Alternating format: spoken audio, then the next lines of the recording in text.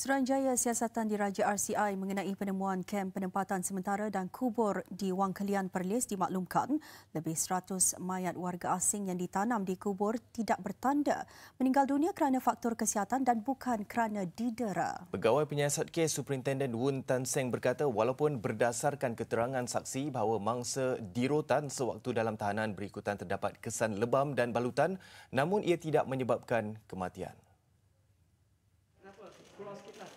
Menurut Superintenden Woon, beliau percaya punca kesakitan di kalangan mangsa merupakan perkara biasa apabila tinggal di dalam hutan. Lebih-lebih lagi mereka hanya diberi makan sekali sehari.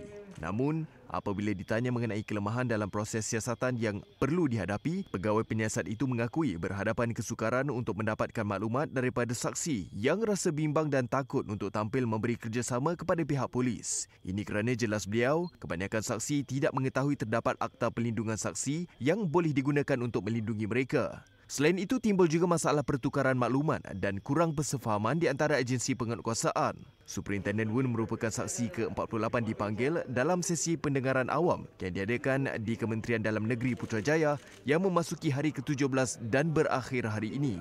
Beliau tampil memberi keterangan di depan 7 panel RCI yang diketuai oleh bekas Ketua Hakim Negara Tun Arifin Zakaria selaku pengerusi. Sementara itu, laporan siasatan dan syur RCI mengenai penemuan kem penempatan sementara dan kubur di Wang Kelian Perlis akan dipersembahkan kepada Yang di-Pertuan Agong awal September ini.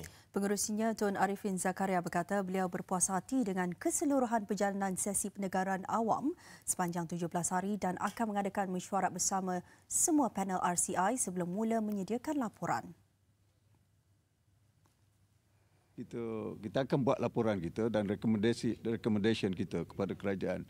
Kerana bukan sahaja kita tengok apa yang berlaku ni saja, kita akan buat recommendation apakah untuk penambahbaikan untuk mengawal border kita dan kerjasama dengan pihak Thailand, dengan antara bangsa, pihak-pihak lain, negara-negara lain sama. Kita akan sentuh dalam laporan kita, insya-Allah. Beliau ditemui dalam sidang media selepas mempengerusikan hari terakhir sesi pendengaran awam RCI di Putrajaya siang tadi. Apabila ditanya sama ada laporan siasatan itu akan didedahkan kepada awam, Tun Arifin berkata ia terpulang kepada kerajaan untuk membuat keputusan kerana di luar bidang kuasa RCI. Selain itu, Timbalan Pengerusi RCI yang juga bekas Ketua Polis Negara Tan Sri Norian Mai ketika ditemui pula menjelaskan cadangan sama ada perlu dibuka semula siasatan atau sebaliknya, ia bergantung kepada hasil perbincangan dengan semua ahli RCI nanti.